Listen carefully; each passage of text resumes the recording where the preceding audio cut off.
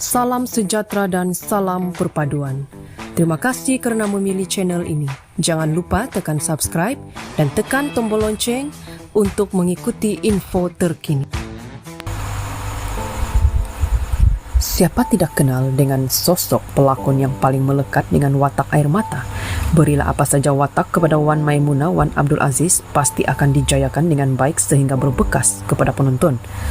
Menceritakan detik menceburi bidang seni, pelakon yang berasal dari kampung Datu Sulaiman Menteri, Johor Bahru ini berkata, dia bermula dengan bidan terjun sebagai pelakon pembantu semasa pertandingan drama.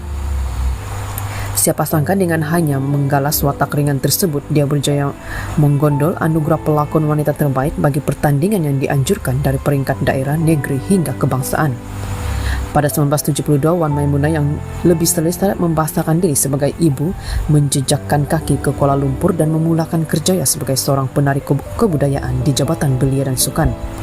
Ketika itu, Fauzia Nawi adalah selebriti pertama yang dikenalinya dan pernah menumpang teduh di rumah keluarganya. Selepas itu, saya mulai jejakkan kaki ke Angkasa Puri sebagai pelakon tambahan tanpa sebarang dialog. Ketika itu saya diarahkan duduk saja di dalam set penggambaran dengan dibayar RM30. Zaman dulu berlakon di skrin televisyen hitam putih dan menjalani latihan di studio. Masa itu jumlah tersebut sudah dianggap besar sebab gaji dibayar RM120 sangat cukup serba. Dan lepas duit dan makan nasi campur 80 sen ketika itu, katanya. Pelakon legenda yang dilahirkan pada 24 Jun 1957 ini banyak terlibat dengan teater anjuran Dewan Bahasa dan Pustaka sehingga ramai menyangka dia bekerja sepenuh masa dengan DPB. Katanya DPB banyak melakukan pementasan teater yang diadaptasi dari karya novel. Dari pentas itu juga kami berjaya terbang ke luar negara menyertai festival teater di Manila menerusi naskah Tok Selampit, katanya.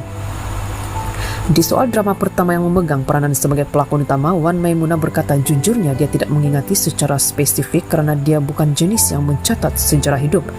Namun kongsinya dia masih ingat drama terakhir hitam putih berjudul Cendramata yang dilakonkan di RTM pada 1979.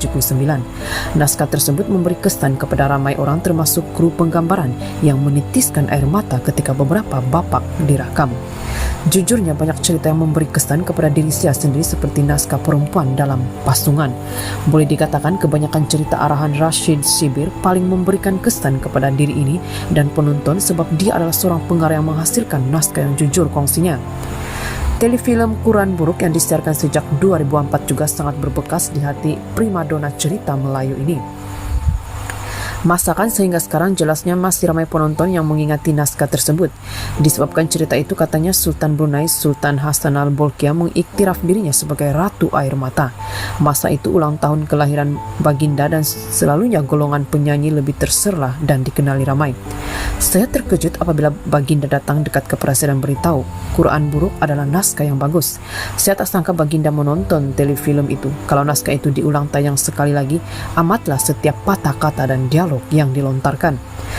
Cerita dahulu banyak bagi pengajaran dan pelajaran, mengandungi adab dan sopan, tata susila, budi bahasa, serta penggunaan kata-kata bidalan dan peribahasa yang membuatkan skrim nampak lebih indah, katanya. Mengulas lanjut, Wan Maimunah yang pernah membintangi sitkom Pimai Tangtu berkata penghasilan drama dahulu banyak mengangkat topik kekeluargaan dan kemasyarakatan sehingga mesejnya dirasakan di halayak penonton. Apatah lagi, katanya, barisan pelakon seangkatannya bukan menghafal skrip semata-mata, sebaliknya memahami dan menghayati skrip yang diberi sekaligus mampu mengikut kehendak pengarah. Sebab itu kami mampu memberikan hasil yang jauh lebih baik. Rashid Sibir, kalau buat penggambaran selalu hubungi saya, Nurlia Gani, Fauzia Nawi dan Yusni Jafar. Soal kebajikan, makan dan bayaran semuanya dijaga dengan baik, katanya. Wan Maimunah sentiasa berpesan kepada diri sendiri untuk menyampaikan dakwah melalui lakonan.